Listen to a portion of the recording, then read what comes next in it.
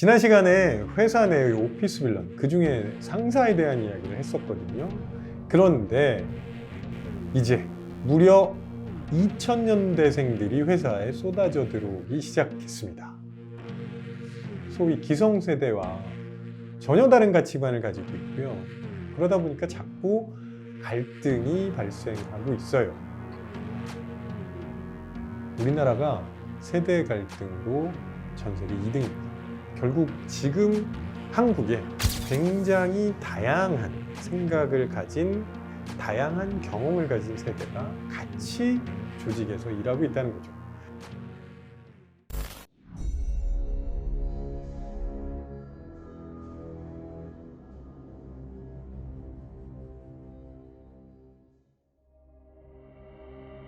사이코패스 나르시시즘 인격적 장애의 일종. 자신의 성공을 위해서는 가리지 않고 가리지 않고 나쁜 짓을 저지르며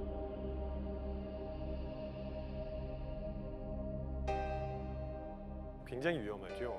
타인을 지배하려고 하고 때로는 착취하기도 하고, 이러니까 조금 위험하지 않나 하는 생각이 듭니다.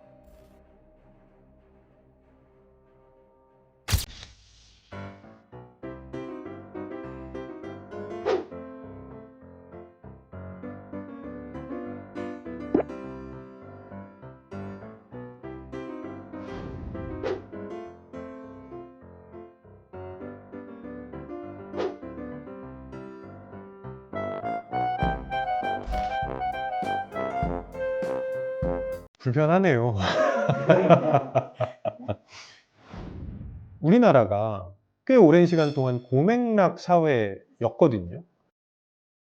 물리적인 거리는 멀어도 사회적인 거리는 매우 가까운, 조직을 혹은 팀을 혹은 공동체를 구성하는 사람들끼리 서로의 사정을 속속들이 다 알고 있는 그런 고맥락 사회에서 꽤 오랜 시간 동안 살아왔습니다. 그러니까 지금의 기성세대는 성장 환경 때문에 자연스럽게 그렇게 생각하는 거죠. 반면에 2030 세대들은 대부분 저맥락 사회에서 성장해 왔습니다. 물리적인 거리는 가까워졌을지 모르겠지만 사회적인 거리는 멀어졌습니다. 공동주택에 사니까 아주 가까운 곳에 살죠. 하지만 윗집, 옆집, 아랫집 뭐 하는지 아무도 모릅니다. 그리고 굳이 관심을 가지려고 하지도 않습니다. 그렇기 때문에 예전에 고맥락 사회처럼 모든 걸 다 같이 해야 된다 이런 생각을 하지 않습니다. 자기 개인의 생활이 있고, 그리고 또 같이 해야 되는 게 있는 거죠. 그러면 그런 환경에서 성장한 사람들의 생각과 기성세대, 즉 고맥락 사회에서 성장한 사람들의 생각은 다르다는 걸 서로 인정하자는 거죠. 핵심은 개개인의 성향과 업무를 좀 분리해서 보자는 거예요. 그렇지 않게 되면 아우 쟤네들은 되게 이상한 애들이야 이렇게 자꾸 가게 됩니다. 저는 그 차이를 먼저 보는 게 중요하다고 생각하고요. 경험이 다르면 생각이 다를 수밖에 없고, 그러면 생활하는 방식도 달라질 수밖에 없다는 걸 인정하고, 오히려 저 사람들은 어떤 식으로 성장해 왔는지 그 사람들의 경험을 좀 들여다보려는 노력을 했으면 좋겠습니다. 그러면 이런 문제가 조금 더 적어지지 않을까 하는 기대도 하고 있습니다. 교수님 네. 신입사원 시절에 가장 지적받았던.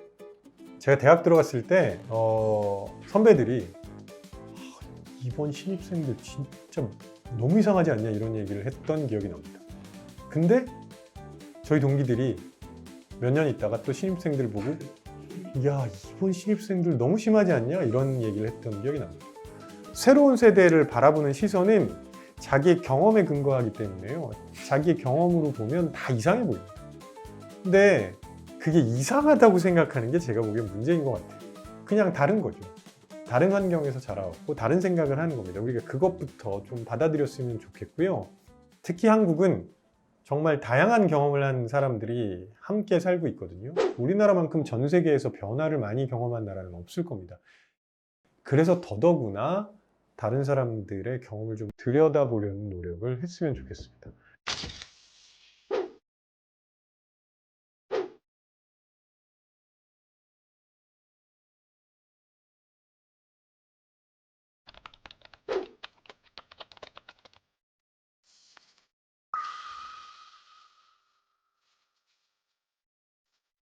청년 세대들의 고충을 담은 글이 것 같은데요. 이런 문제들 때문에 몇 년 전부터 조용한 사직이라는 단어가 많이 언급이 되고 있죠.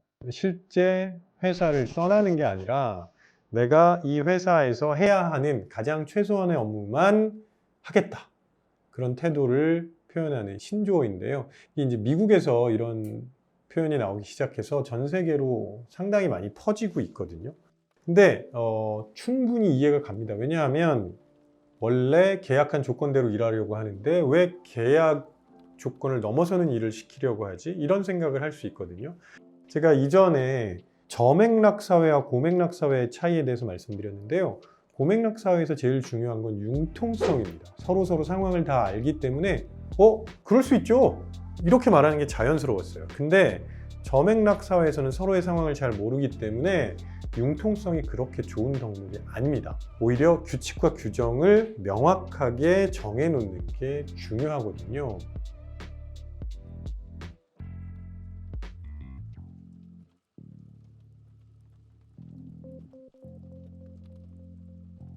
지금 하는 투자가 미래에 충분한 보상을 가지고 올 수 있다는 게 확실하면 사실 대부분의 사람들이 미래를 위해서 현재를 희생하고 투자합니다.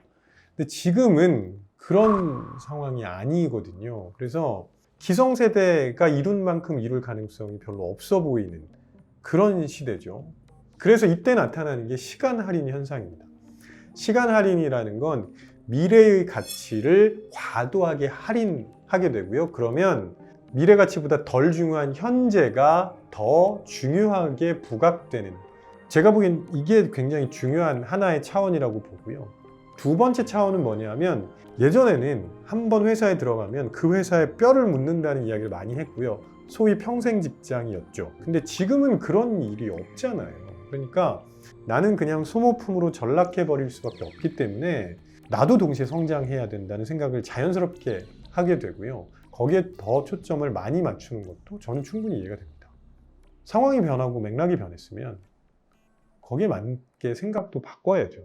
그게 더 맞는 게 아닐까요? 결국 직장에 나가서 일을 하는 건 혼자 일하는 게 아니라 같이 일하기 위해서인 거고요. 가장 중요한 건 상대방을 배려하고 친절하게 대하는 거라고 생각하거든요. 우리가 흔히 친절은 마음으로 하는 거다 이렇게 얘기하곤 하는데 대표적인 착각 중에 하나입니다. 친절은 마음으로 하는 게 아니라 뇌로 해야 돼요.